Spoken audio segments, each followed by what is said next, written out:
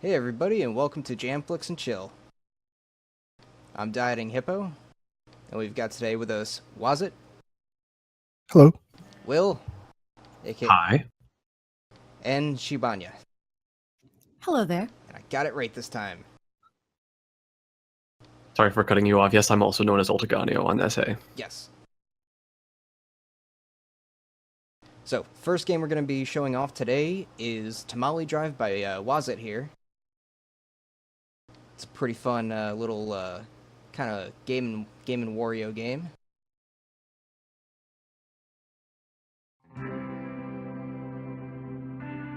Wazzit, do you want to give us a quick rundown of the basic idea of the game? Yeah, so it's pretty heavily inspired by Game and Wario or any WarioWare game, where basically you want to complete the mini games in order to gain enough money to move on to the next day, all while avoiding suspicion of the cops. If you get 3 strikes, you're done for the day, or you get heavy fine and they're not able to make it to Pop Culture Con. It's a very popular convention. It is very popular. It's very expensive. So very expensive. So that's why they're selling DVDs along with the questionable tasting tamales. I could actually go for a tamale right about now. They are pretty good. And they are very frustrating to make. It's very time consuming. Yeah, I think it takes like a full day of labor just to have some. Yeah, I always begged my girlfriend to make it, and then finally made it with her, and I was like, I never want to do this ever again. We'll just buy it from the store. Yeah, one time I saw 7-Eleven had tamales, and I was tempted, but it seemed a bit too dubious. Yeah, I mean, you can go worse. I mean, I believe they do have I think 7-Eleven even sells sushi, so. Okay, I haven't Alright. seen that yet. Yeah, it's Take it from me, the more dubious the tamale shack, the better the tamales. yeah, most definitely. Like the grocery market, it's definitely not the same as homemade, but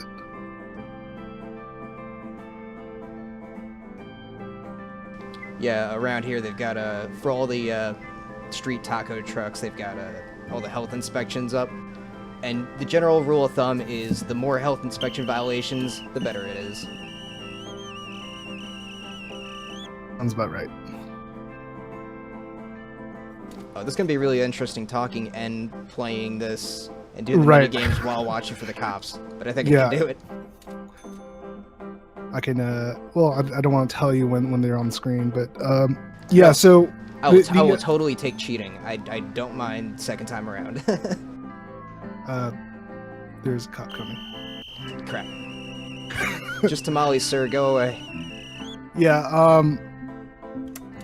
Yeah. So actually, the build I had you download, I redid some of the spawns for the cops. I saw a lot of people saying like they had no idea there was even a cop that came from the trash can, and that was because during when I was making it,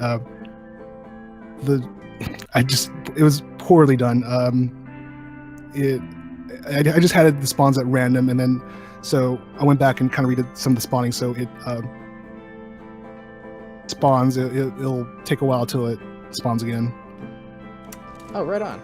Yeah, so we might actually see the cop come from the trash can, but also I've also heard a lot of feedback where it's kind of hard to spot the guy or spot the trash can moving, and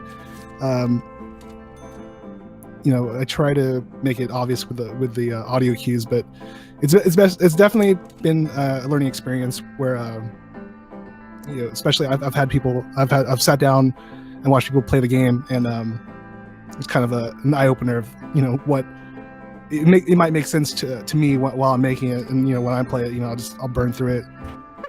But a trash can's moving. Well, because It's just a raccoon. given that watching for the cops is a big element of this game, and yet we've got these sort of areas on the sides of the screen that are away from, I suppose, what you'd say is the most attractive place on the screen to look, which would be Mhm. essentially where the action is. Mhm.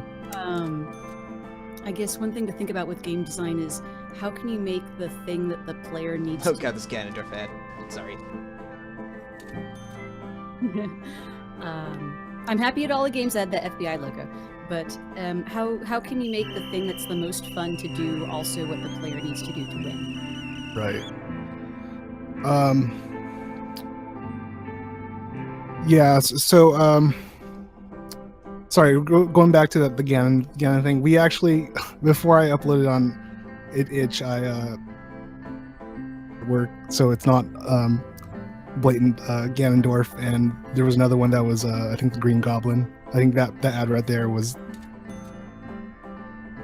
the Green Goblin, like with this creepy face, saying like yeah. So we changed, which is super unfortunate, but we were just kind of like it's just because we threw it in because we were like I think so this game was done by me and two of my friends who are both artists, and they have some of the the designs on the food truck, and some designs in the pop-ups were kind of stuff that they had lying around, so we just threw it in just real quick.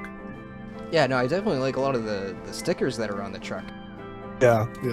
It's funny because so I'm good friends with my friends are Chris Martinez and Amber Harris. They're both artists and phenomenal artists. Well, I mean, just on the technical level, like beyond amazing. And yeah, so over the years, I noticed some like the stickers that he was putting on. Like I've seen it before over some of his past work, so it was kind of cool to see him put it on there. Yeah, that's a bug. I don't know why the chat. Sometimes he doesn't give you the stuff. That's. I caught him this time though. Sneaky trash cap.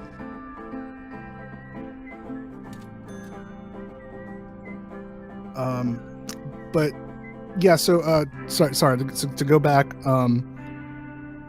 I do want to aim further, and I do want to add messaging or fix the messaging from to kind of like let the player know that there are cops on screen, and because it's interesting to see it play tested, because it's some people like I just had my brother play it last night, and he was like, this game's really hard, but then I've had other people and I've seen them kind of blaze through it. So it's definitely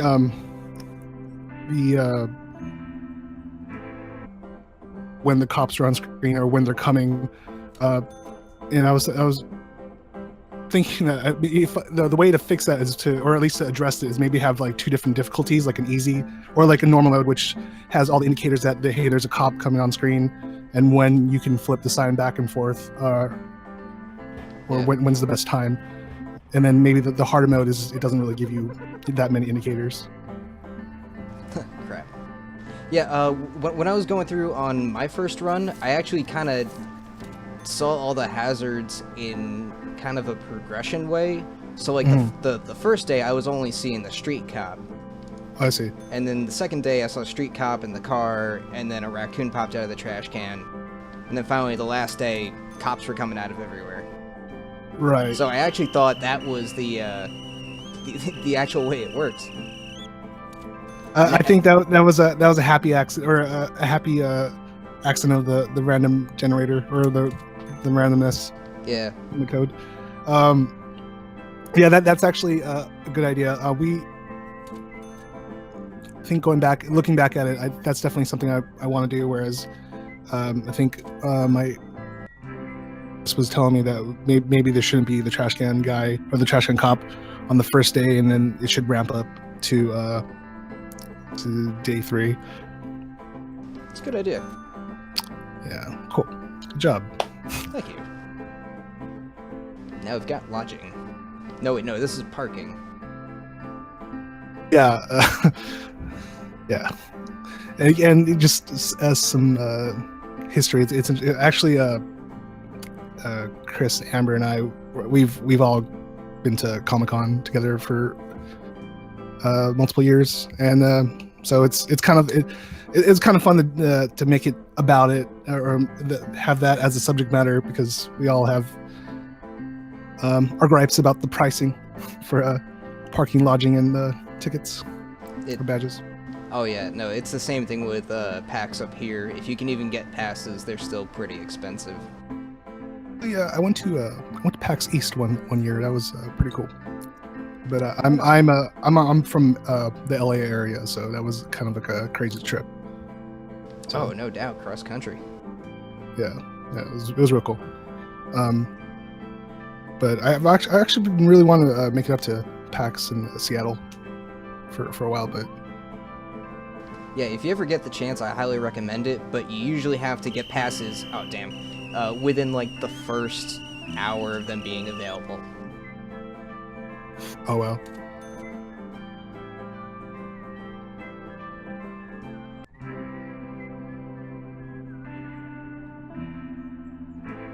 Yeah, there's usually scalpers like always out front, but who knows how much you can trust them. So, who did the two character portraits on the side? That was Amber.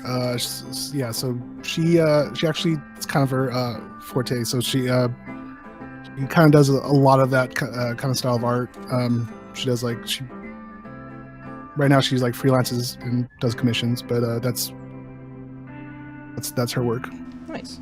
Yeah, she's a fantastic artist. It's a very nice like zoomed in contrast with the more cartoony stuff down below.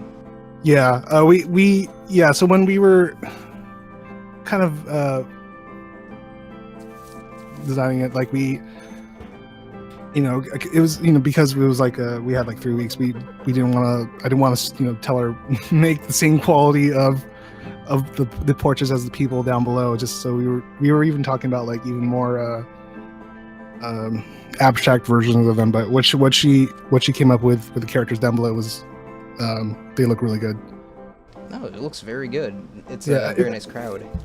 Yeah, she and I'm not sure if she's ever really done animations like that before, so I think that it's like kind of out of her or not say it is, but like I think she did a fantastic job for considering it. I don't think that she's ever really done anything like that.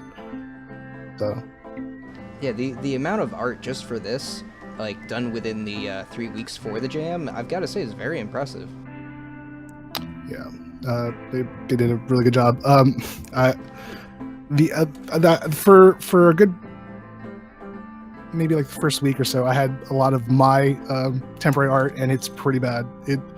It's once I started inputting or started getting assets and putting it in, I was like, this game looks. The truck was just, I'm a really bad artist, so it was I had to write I'm a truck on the side to assure that it's actually a truck. Where's the truck? I can't find it. Oh, it's this thing that says I'm a truck. Yeah. Yeah, I personally try to tend to stick to very low resolution pixel stuff if I'm doing any art. Anything larger that involves drawing, and I kind of just crap the bed. It's like, here, this blob is a person.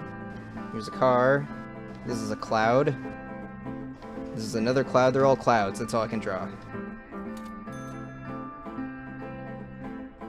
Yeah, but I'm pretty bad with art, so.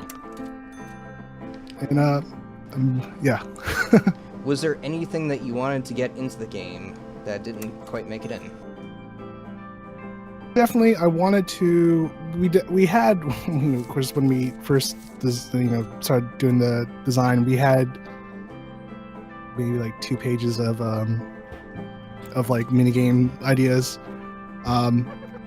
but I think so we, for maybe like the last weekend, there was like a lot left to be done. I think maybe I finished I might have, I forget which minigame I did last, but I was just finishing up on right before the weekend started, before the end of the jam, and then I had I was actually busy that weekend too, so it was there was a lot left to be done. I think maybe ended. There wasn't even an end state. There wasn't even a win condition or anything. It was just the first day, and yeah, it was Oh, it was day one over and over, Groundhog's Day style. I mean, I think maybe on Sunday night, I ended up doing like the losing conditions and all that stuff, but yeah, it was pretty stressful. But I'm because originally I think when we were talking about it, maybe just going for like the high score, seeing how much cash you can get, and then when I started sending out for playtesting, there's a cop coming. Got him. It's like right before he rolls that window down. So when I was sending out for playtesting, I think I sent to a friend, and he was like, "It's not just going to be like a high score kind of thing, is it?" And I was like, "Well," he was telling me that those things, like, don't do that. You have to have like a win goal to make you feel good. And I was like, "You're right. You're absolutely right." Because to play a game until you lose, there's not. Yeah. I think most of the Game Jam games this time around actually had win states. The only one where I kept going to see if it had an end was it was the Duck Hunt one. I can't remember the name off the top of my head. Right. Bootleg Miners. That was it. Yeah, Bootleg Miners. Yeah. And if it did have an end, I got like 11 levels in and didn't hit it. Does Duck Hunt have Duck Hunt just goes on forever. an end? So that might be it. Might be just like that. Yep. Because I know I saw that he said he basically made it for Duck Hunt. So I think maybe that's what he's going for. Yeah. No, it was a very faithful Duck Hunt remake. Yeah, the art is really good in that. I really dig it. So I got another question for you, but this time about those DVDs, which they have a bunch of great titles: Madame Moselle, the Babadook, Fly Prom Night. Were there any titles that you wanted to get in? Yes, I'm a big fan of The Raid and The Raid 2. Those Indonesian movies, and I asked because Chris did all the minigame art. I think I told him Sad Max, which is kind of both our favorite title. So I asked him, could you make a spoof off The Raid? And then I was looking up different terms of what you can call like a raid, and I think it was something called what was it called, entry or no, forced entry or something. So I asked him to make a DVD title called forced. Said he sent me the Minions one. I was like, okay, whatever, that's fine. It's a good one.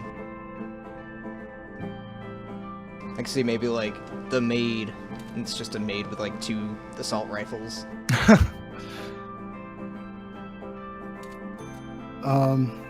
Yeah, I never got to see The Raid, but I did watch Dread, which I've been told is essentially The Raid. Basically The Raid, yeah. It's weird because they came out around the same time, and I think production-wise they were around the same time. I'm not sure which one was first, but they're basically almost the same. Like conceptually, they're almost the same. But I think I like The Raid better, just for just some of the fight choreography is just probably the best out there right now. So, and directing is the director is definitely one of my favorites right now. So yeah, I think I also remember the the fight scene, the hallway fight scene in Daredevil was also kind of inspired by The Raid. Yeah, I could see that.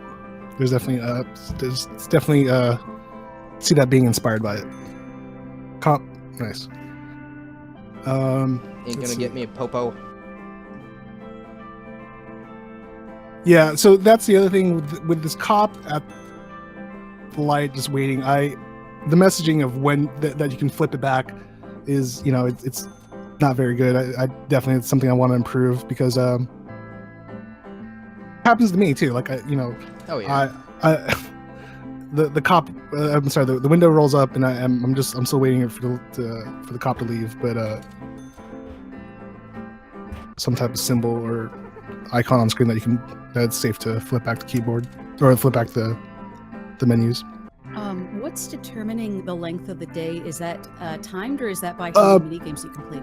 It's actually there's a cash goal. So the first day is 400, second is 800, and the last day is 1600. Okay. But yeah, that's another thing that's the messaging isn't very great, because actually the goal is told in the cutscene or the dialogue at the beginning, and that's through it. It's something that I realize that the goal should be something that you see at all times. Like, so I should put like maybe like a day goal at like above the cash value that you currently have. So it's like this much kind cash out of this much. Right, something like that. So because for someone that maybe just like click through it, it's like I could see it being kind of like frustrating. Like when is this going to end? Whereas if you see end the tunnel, you can kind of work your way to it. And I haven't had an opportunity to play this yet since I've been out of town until recently, but is the game loop changing as you go forward? I guess Dieting Hippo, you can tell me, is it getting more difficult? Yeah, the mini games get a lot more complex. So like the well, I guess the DVD one kind of stays the same, but when you have to give change, first you have to give like 3 bills or coins. Second day is 4, and then the third day is like 5 bills of change. Oh, And that's cool. it's all different kinds of denominations that you gotta toss in. God, screw that raccoon. Yeah. Also, I'm noticing, of course, that these main characters have their sort of stock phrases that they say to give feedback to the player, but I'm also noticing that sometimes they have something that's related to moving the story forward. I don't know, I might suggest if you went back and revised it to somehow bold the text that's plot related or something similar. I've seen Okay. in games that I guess you'd say had more mainstream releases. Right. Like kind of like a Zelda kind of thing where they Yeah. and it's like a red color or something. That's a good idea. Just because I think, well, of course the game's gorgeous, so you want to catch everything, but your attention's divided among so many frames. So I think it's only normal as you're kind of going on that you kind of tune out their stock phrases, especially when they say things that they've said before, and then they might miss a plot point. Oh, okay. Yeah. Cool. There we go. We're going to the con. Nice. Good job. Thank you. I'll go ahead and let this play out. So the art is... Yeah, sorry. I was going to ask, is this game supposed to take place in Southern California? Yes, it is actually. Yeah, so it definitely is. My friends live together in Wilmington. It's kind of close to Long Beach, and it's funny because even the main menu screen looks when she was drawing it, I was watching her draw, and I was like, this looks just like just like Wilmington. So yeah, it's the LA area.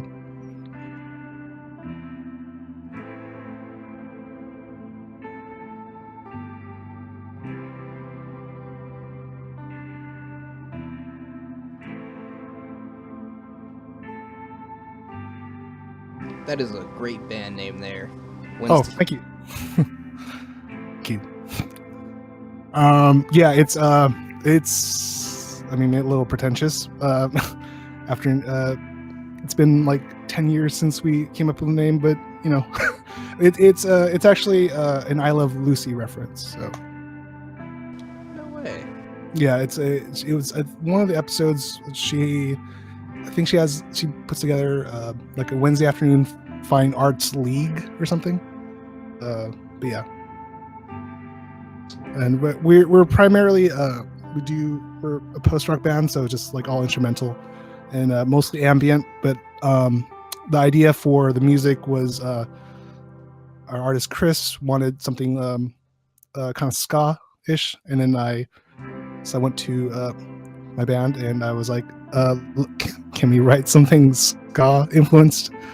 And our guitarist Matt is what used to be in a punk ska band, so that actually came together real quick. It was on within like one session, and then we recorded it the next day, and yeah, including the intro and all that stuff. So the intro is more the intro, or I think it's the theme going on right now is kind of more our we kind of sound, but yeah, it's very nice and calming and ambient. And I can definitely hear during the main game loop, like that kind of guitar, like bouncing, kind of like in ska. I don't know if I'm describing that right. I'm not a music man. Which part? Where the guitar is going like bam bam bam bam. Oh, right. Yeah, it's guitar. Cool. What do you play in the band? I play guitar. So the band is 2 guitarists and 1 keyboard. Kind of. So yeah. So it's just the 3 of us, and yeah, it's mostly just instrumental music. Nice. Yeah. But I've been trying to make a game for a while, and it was nice to finally, because I've been telling him like, hey, I'm trying to learn how to make a game.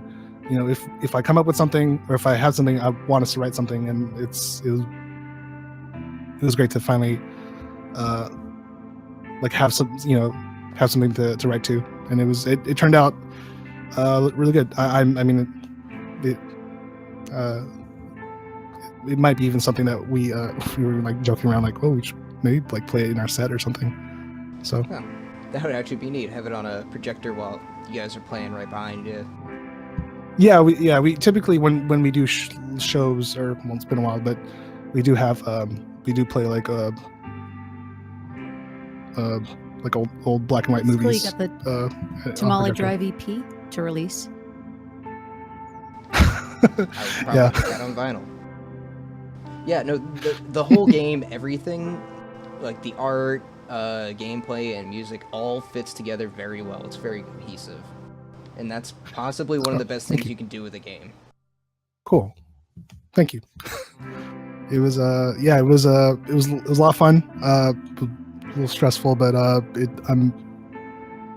the goal of this game jam was I had been working on maybe like a game for maybe 2 years or something, and I think I wanted to finish something. I wanted to actually finish something. So I thought if I went into if I worked on a game for a game jam, it would force me to kind of scope it correctly and finish it. So, and I'm happy. I'm happy with what we got.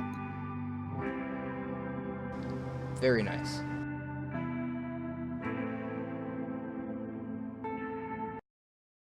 Yeah, well done. And now I'm like super hungry for tamales. Yeah, I am crazy hungry, but that's gonna have to wait a bit. Well, thank you for coming on, man. Tamale Drive is very nice. Thank you. And I definitely did not mind playing it a second time because it's nice and frantic and always has me busy. And for a game, I like to always be doing something. Cool. Yeah. Thanks for having me on. Thank you.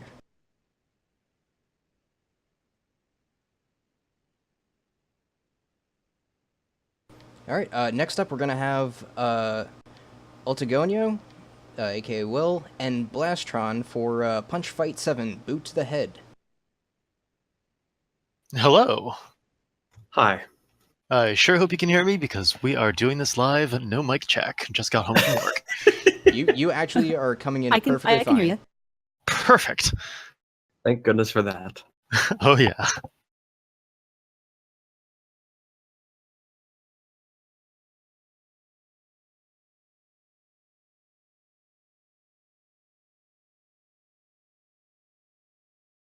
All right, so I have not played this yet. I did see it on the Gong Show stream, and Okay. I'm hoping to do a little better than that playthrough went. Did you download the build that went up this past Sunday? I did the 1.1 things Okay, actually good. work build. There are a couple pretty major bug fixes that I am glad that you got. For one, you cannot drive off of the really obvious thing that you want to drive off of and break the game. Instead, it will correctly mark you as dead and fail you and put you back where you're supposed to be. This thing is so tempting to drive in, but I know it just goes down to that chasm. Yeah. So that was actually like one of the challenging things that I was kind of thinking about when I was just starting to try to do like the level design, and unfortunately, I didn't really have a whole lot of like when figuring out how to correctly signpost where you're supposed to be and where you're supposed to be going is actually really difficult in terms of just like straight up level design work. So the artist on our team, Typical, basically was in charge of making everything look, as absolutely fantastic as it is. He did a wonderful job. Yeah, this is like straight up fantastic. And this is like his first time working on a game, so like I was absolutely floored when I started seeing what he was putting out. You guys did a really good job of making it look like a legit early access game. I'm not sure if that's a compliment. Yeah, I'm not sure either. Well, I mean, as noted, there's a lack of realism because there's not enough bloom. So you have to dock me for that one. Yeah, got very, very smooth textures on everything, which was done on purpose and is very, very good at evoking that kind of early access in development feel. Huh. I don't know if that was intended, but it was at. Well, Typical's actually in chat now. He's unfortunately still at work, so he can't be on stream, but he is definitely able to, I guess, snark at a 20-30 second delay. Right on. Well, I mean, Go ahead.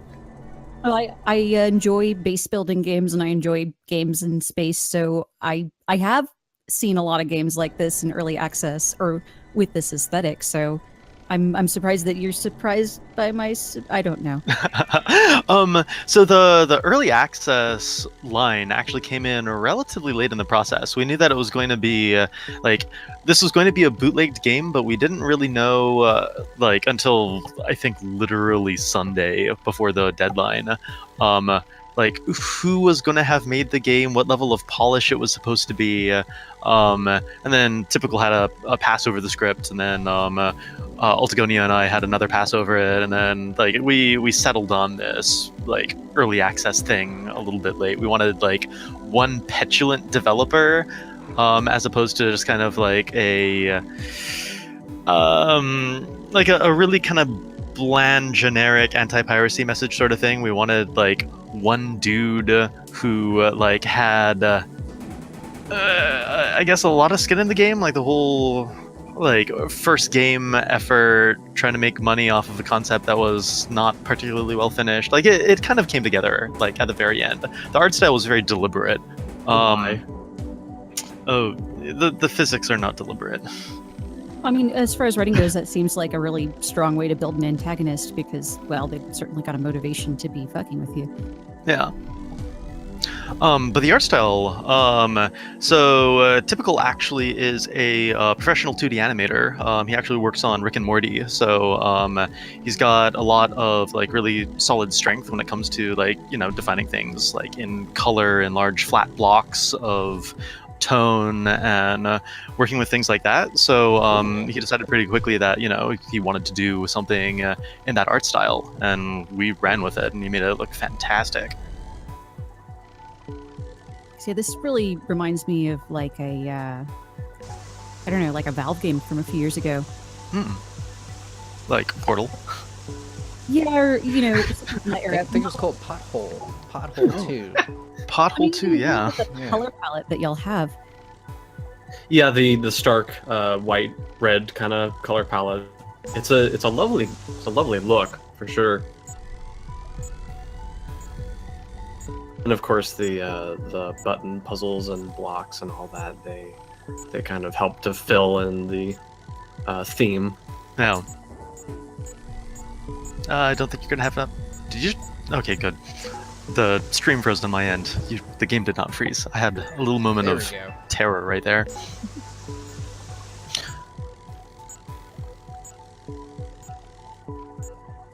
Oh, it's interesting. I see a comment from Typical in the Twitch chat where he says, I wanted stripes on everything because it's like It's like some sort of post-Soviet military. Soviet military thing.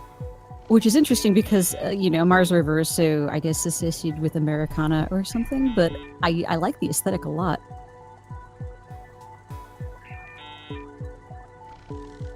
And I, too, am into red stripes. Who isn't? Somebody who hates fun. Try and position myself for a long jump here. So, getting this working and making sure that did you actually make it? No, that was close. We don't have a screen effect, so and I can't hear any game audio from where I am, so I had no idea. I heard a little fizzle, like he shorted out. Unfortunately, that and the camera freezing are the only indicator we have of something having gone wrong. Death mechanics came embarrassingly late into the game. We knew that we needed them. We knew that water was going to short you out, but for a while we just didn't have them implemented. Yeah, and for me, it was difficult to So you imagine two scenarios, right? You either drop the rover just clean into the water, just drop that sucker in there, or you kind of slowly drive it in, right? So for one of those scenarios, splashing, a loud splash sound makes sense. And for the other one, it's going to sound kind of bad. And the difficulty for me was like, okay, so I have to somehow figure out how fast the rover's going in this specific direction. It was implementation of sound was an interesting hurdle for me because I had no experience with Blueprint prior to working on this game for this game jam, and I didn't actually start work until about a week and a half in. I super appreciate you stepping up to work on sound programming, by the way. That saved me so much time. And like you were saying earlier in our group chat, you being able to have that extra bit of control meant that you weren't having to constantly bug me to get little things fixed and changed. So, I super appreciate that. Yeah, I think there was it was probably about 20 hours or so. If I were to look back at my tracker program, I think it's probably somewhere on the order of 20 hours or so that were spent just hooking everything up, learning how Blueprint worked, producing the sound effects and things like that. Most of these sound effects were taken off Freesound and then they were modified. There are a few other GDC audio bundles and things like that I used to get these sound effects. And I think maybe one or two Foleys, and then I think a couple synthesized sound effects. So for example, the sound you get when you press a button, the ba-dum or ba-dum, that is synthesized by me. And then I think Nice. I don't remember what else. Probably the biggest challenge was the box sounds. I didn't make those, but I had to implement those, and I think that was probably the biggest challenge because you have to figure out how hard a box is hitting a surface. You have to randomize the sound a little bit in some way, so that was something I had to learn how to do. And then I also had to figure out, okay, so can I make it so that when the box hits only this hard, it makes a softer sound, like a different sample. It was really interesting working on audio implementation, and it did allow me to do some really fun stuff. And I think that doing that once is something that has opened up the door to do it again later in the future for future jams and things like that. Very nice. Okay. So now that you've gotten into this room, can I make a request? Can you please not try to solve it by flying over those middle walls? No promises. That so this room came in very late in the project, and by the time I implemented it, I tested, I made sure it works. I made sure it worked. I tried to break it maliciously, but I didn't try to like innocently break it. Like I didn't try to solve it wrong. I tried to, deliberately get myself stuck. I tried to figure out where, like the puzzle could break in a way that would just destroy a player, and well, it turns out that you can just jet over the center wall and then press both buttons and then do it. Also, apparently, you can just ramp up the ramp that I put there to make sure that you don't get stuck. Or this puzzle was way more clever in my head than it actually turned out to be. Honestly, if you get multiple solutions to a puzzle, that's pretty sweet. But it's not the right solution. How did you decide how many puzzles you wanted to have in the game? Well, I decided on 6, and then we shipped with 2. It basically came down to time and lack of creative ideas on the Sunday before the jam ended. Like I had basically like within the first day or so. So I'd been watching the hell out of Mark Brown's Boss Keys series, where he basically just does a whole bunch of like analytics of how Zelda dungeons are put together, and tries to put together like a vocabulary of design for that. And I was like, oh yeah, this is something that I definitely want to do. I've wanted to put together like a Zelda dungeon like game for a while. And this was a perfect opportunity to do it. So before the jam started, I assembled a team under the premise that we are going to make a game that features a dungeon like a Zelda game, regardless of whatever the mechanics are going to be. It is going to be constructed like a Zelda dungeon. And then I came up with like a very simple set of mechanics. Once the theme was announced, we decided that we were going to do this, this bootleg, like, you're pirating a game. That was our gimmick, whatever. So I sat down and came up with like a temple map. And I decided like I wanted the water thing so that you could, have to have progress forward and backward through the level and remember how things could be reconfigured and so on and so on.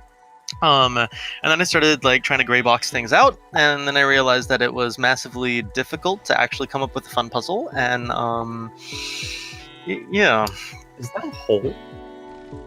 don't. Okay, never mind. I'm looking at this. I'm looking at this wrong. Oh yeah, that's Yeah, I part was of- looking at that up there too, and I'm like, oh, is that a little secret ledge I can get up to? Maybe that's the... Nope. Nope. That is terrible lighting where static meshes are intersecting with BSPs. BSPs are like Unreal's standard. I need to prototype some geometry really quickly things, and they don't behave particularly well. And yeah, you beat Punch Fight 7. Sweet. Woohoo. Yeah.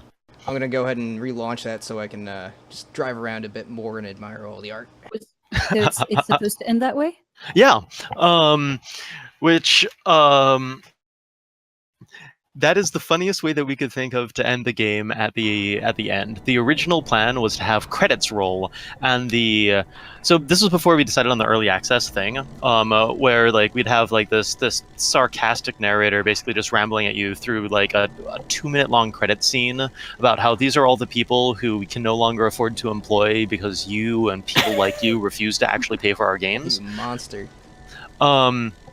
But so the original script that I had been coming up with, which I threw together in like week one and a half, and then basically just threw all the lines into like the dialogue manager that we coded up, was a little bit like simultaneously too dry and a little bit too like profanity laden.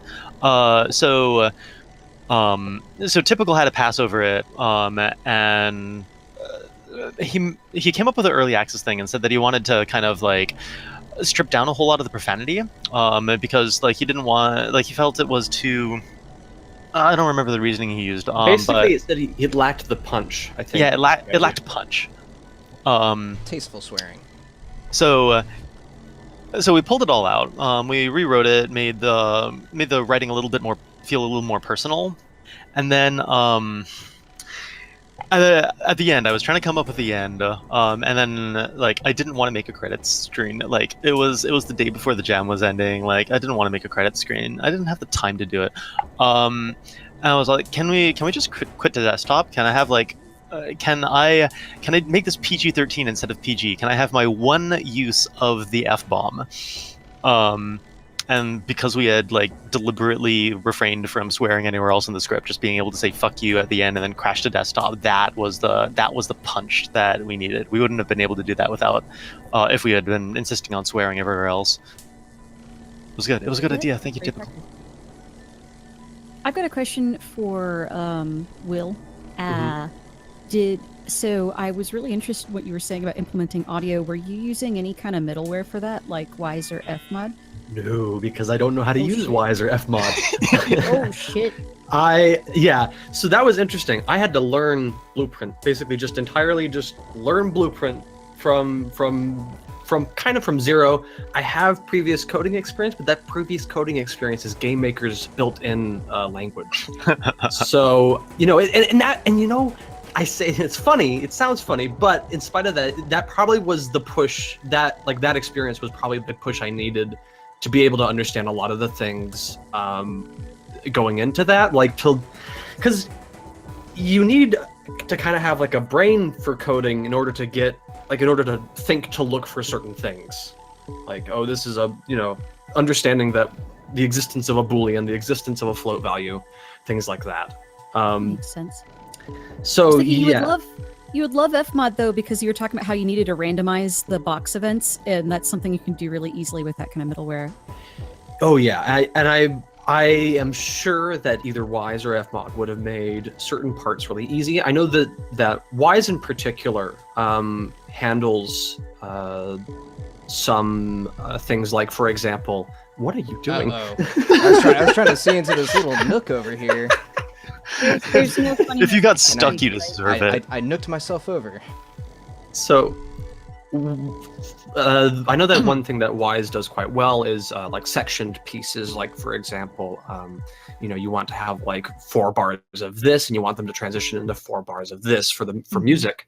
And that's something that Wise does really well. And I messed around with Wise a while back. This was before I had any idea how any computer programs worked, and I didn't have like the brain to learn new things. But that said, UE4's built-in stuff for audio is mostly pretty good.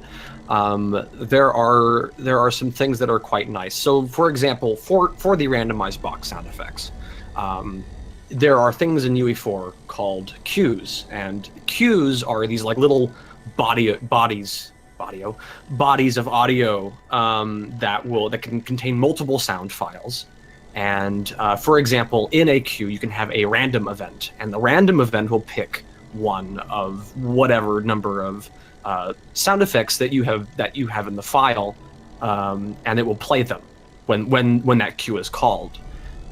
So that actually was surprisingly easy. The only place so far where I've thought, okay, why doesn't UE4 have this, or why doesn't Blueprint have this, is that recently we've been doing some extra work to polish up and stuff like that, and I've been rebuilding the music system because the music system works a little bit dynamically.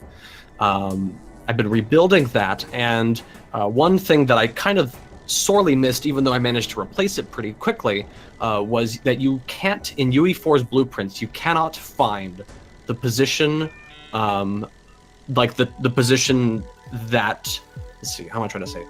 You can't find how much time a certain audio file has been playing for. Like, say, you are like 15 seconds into a 38.4 second track. It couldn't tell you that.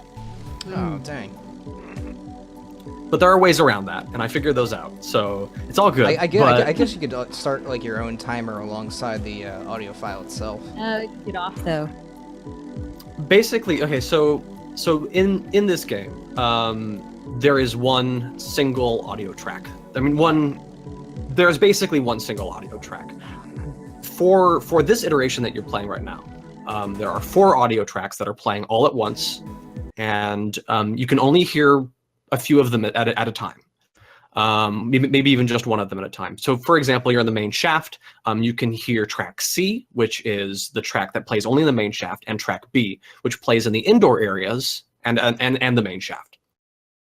And these two tracks, they will play only in this area. And when they are not playing, so like, for example, in the intro, they're not playing, they will fade to 1% volume. So they're still playing, they're just playing very, very quietly.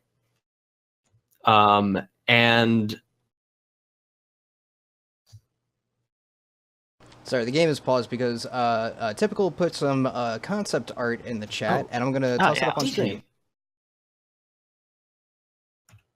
Oh, these are stuff I didn't see. Okay, see, because I had a bit of a hands-off approach to the game until like I when we first got together and started coming up with ideas. I was there with the team. I kind of hung out for a little bit, and then for the first week and a half or so, I kind of like dipped out and didn't do much because I'm very lazy. But then you should back up again, and that's the important part. That's right. Yeah, no, I was keeping an eye out. I think in spite of the fact that I came in quite late, I think that's probably for the best because, again, I had to learn Blueprint from scratch.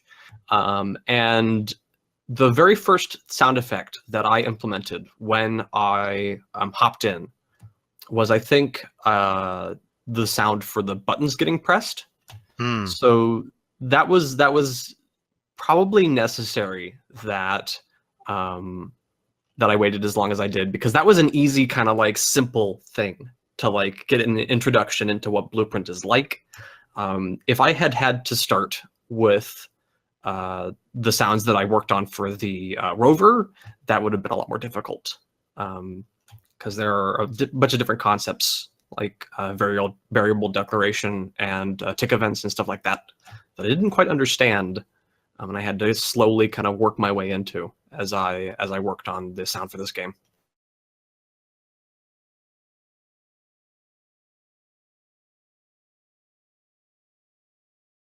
Ah, there we go. There's the immature window. There we go, and I can't scroll that down because window capture wasn't working. Oh, great. So there's the base, though. That looks pretty good. Yeah, basically as soon as we decided on the Mars aesthetic, Typical just started knocking out concept art and then putting models together. And we had a really great team this year in that, like, as soon as we collectively started putting out good stuff, we could see the other teammates putting out good stuff, so that made us actually want to like continue working to make sure that none of our stuff wound up getting wasted because nobody else contributed. So like nobody wanted to be the weak link. At least I didn't. I hope I wasn't the weak link. I felt kind of like the weak link, not because I didn't put a fair bit of effort in, but just because, you know, when all you're working on is sound, this is just my perspective. I've always felt like sound is like the easiest part when it comes to, like, if you were to call the three pillars of a game sound, art, and gameplay, which they're not, but if you were to say that, then I feel like sound is always the really easy one. Even when I had to do implementation, which was like way more complex than anything I've had to do for a jam up to this point, then even then it's I don't know, it's like, oh, I just have to pick a sound effect or just make a sound effect or just make a piece of music, and that all really comes pretty naturally to me. And as I saw you guys doing all that work, especially Typical, it's like, holy shit, he's doing all this like crazy art stuff, oh my god. And you got like the second pump room out and done really, really quick, and I'm like, holy cow. Can everybody see this fine? Yeah, that's showing up on Twitch. Yeah, cool. Yeah. Makes me want to see like the comic book of the game. Typical has been leveraging this like really hard on his social media. He's been showing it to people since, you know, he's got some like animation industry contacts and like Tumblr followers and whatever. One of his friends took the 3D model of the rover and made like a papercraft model of it and posted that. Apparently he's been showing it off to the studio head of Squanch Tendo. So like Oh, very nice. this game's got legs far beyond what I actually thought it was going to. That's great. Yeah, it turns That's out great to having hear. 2 people on your team is like worthwhile. Yeah.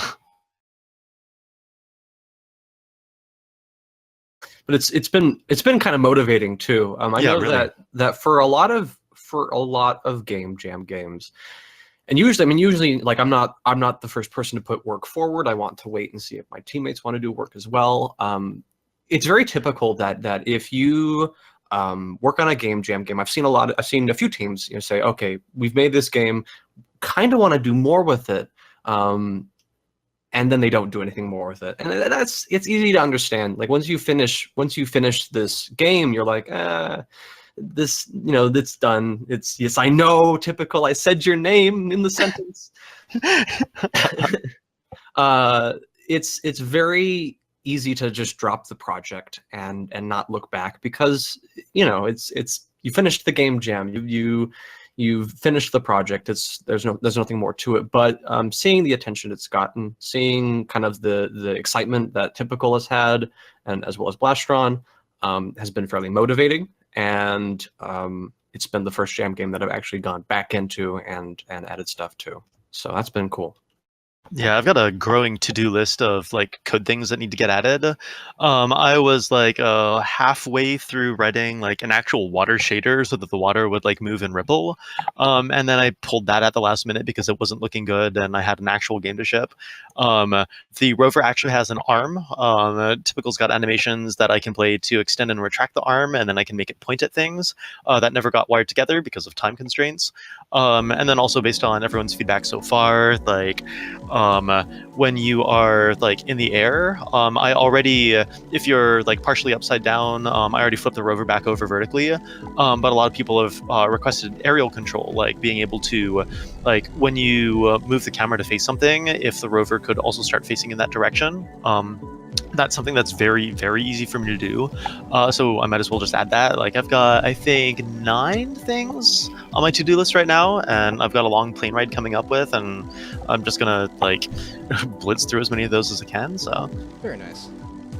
There is one thing I wanted to ask you about, and I think you mentioned this during the jam. You had inspiration for the kind of levitation stuff you can do with crates. oh yeah, so I've been playing a lot of Zelda Breath of the Wild, and so we needed a kind of a physics interaction mechanic so that we could like have a way to interact with the level and put things on like crates and buttons and whatever. And since we didn't have a humanoid character, which was very deliberate because we didn't want to actually animate and rig a humanoid character. It's a lot of work.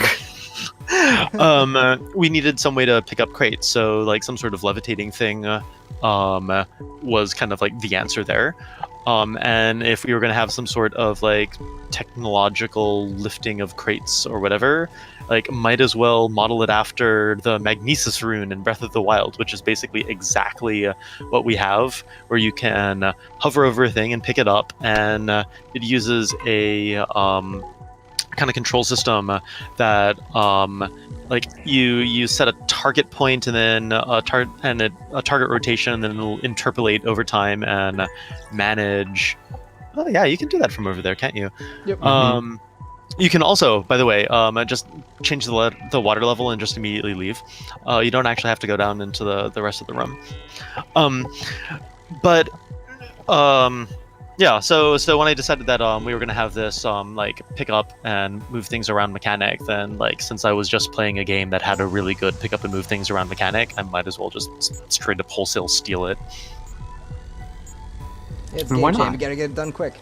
Yeah. And it was actually kind of fun. It was helpful for me too. I've also played Breath of the Wild. I've not played it recently, but I played like 100-something hours of it. So I'm very familiar with the audio design in the game as well. So much ambience in there. Yeah. It's very good. Oh, it's a Very lovely well done. game. But there were some like minor things that you don't that you don't exactly quite hear when you're, for example, using the Magnesis rune. When Link aims very far away from where his held object currently is, you'll hear the sound of the rune kind of straining. For example, like electric cracks get louder, and the sound kind of pitches up a little bit. And I wanted to reflect that when I was working on the audio. So kind of having having something you can look at and say, okay, that's kind of how I want to do the audio for that thing. Helps with more complex ideas, like what I did with the. Oh, you can definitely hear it when you're swinging stuff around. It pitches up. Yeah. It's the subtleties of audio design. People don't really hear these things, like if they're not listening, but they can feel them, and that's the key to my job, is to make things feel good. Very well done. Well, it's 7 o'clock. Thank you guys for coming on stream. This is Punch Fight 7 with Blastron, Ultigonio, and Typical out in the chat. Thank you very much for having us. Hey, thank you guys for coming on. Thank you.